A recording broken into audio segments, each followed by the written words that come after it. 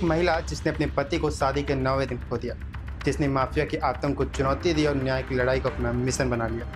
वही महिला आज फिर सुर्खियों में है, विधायक पूजा पाल, जिनके निजी जीवन पर लगातार सवाल उठाए जा रहे हैं। अब वह खुद सामने आकर हैरान कर देने वाला दावा कर रही हैं। पूजा पाल का कहना है कि उनकी दूसरी शादी असल में एक शादी नहीं थी, बल्कि एक ट्रैप था, एक सुनियोजित साजिश थी।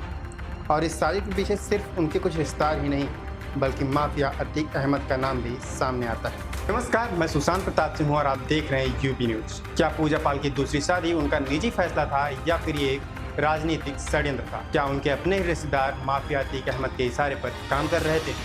और क्या इस फैले हुए जाल का मकसद था पूजा पाल को राजनीति से बाहर कर देना? क्या है इस पर्दे के पीछे की पूरी कहानी, आइए जानते हैं। पूजा पाल ने अपनी दूसरी शादी को लेकर खुद कहा कि उनकी दूसरी शादी दरअसल एक ट्रैप थी।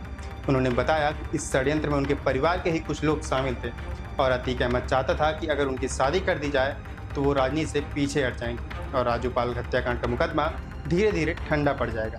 इतना ही नहीं, पूजा पाल ने यह भी दावा किया कि अतीक ने उनके एक भाई को विधायक बनाने का लालच भी दिया था। उन्होंने कहा कि जो लड़की 2005 से 2017 तक शादी नहीं करती, वो अचानक बिना किसी वजह के शादी क्यों करेगी?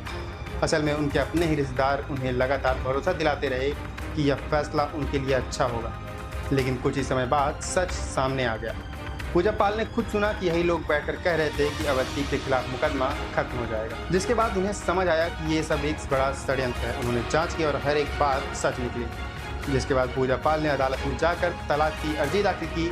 पूजा पाल का कहना है कि यह उनके जीवन का सबसे कठिन फैसला था, लेकिन अगर वो चुप रहती तो न सिर्फ उनका जीवन बल्कि राजू पाल के लिए न्याय की लड़ाई भी खतरे में पड़ जाती। उनकी दूसरी शादी को लेकर लगातार समाजवादी पार्टी के नेताओं द्वारा सवाल उठाए जाने पर पूजा पाल ने कहा कि उनके पास कोई मुद्दा नहीं है और यही वजह है कि लगातार उनके चरित्र और उनके निजी जीवन को उछालकर उनको नीचा दिखाने की कोशिश की जाती है। बावजूद इसके वो कहते हैं वो पूजा पाल थी और मरते दम तक पूजा पाल रहेंगी। विधानसभा में मुख्यमंत्री योगी आदित्यनाथ की तारीफ करने के बाद उनके खिलाफ एक नया अभियान छेड़ दिया गया। समाजवादी पार्टी ने उन्हें बाहर का रास्ता दिखा दिया और उसके बाद सोशल मीडिया पर उनकी दूसरी शादी को लेकर तरह तरह की बातें फैलाई जाने लगी। लेकिन पूजा पाल का कहना है कि जनता आज भी उनके साथ है। प्रयागराज और चाल की जनता उनके दुख, संघर्ष और सच्चाई को जानती है। यही वजह है कि कुछ लोग डरते हैं और उनकी छवि को धूमिल करने की कोशिश करते हैं। ये थी पूजा पाल की दूसरी शादी कहानी, एक रिश्ता जो दिखने में साधारण लगा लेकिन उनके मुताबिक असल में राजनीति और सत्ता के खेल का हिस्सा था। लेकिन सवाल अब भी वही, क्या यह सचमुच शादी था या सिर्फ एक साजिश का हिस्सा? क्या अतीक अहमद के कहने पर उनके रिश्तेदारों ने उनके साथ धोखा किया? आपको क्या लगता है, हमें कमेंट करके जरूर बताएं।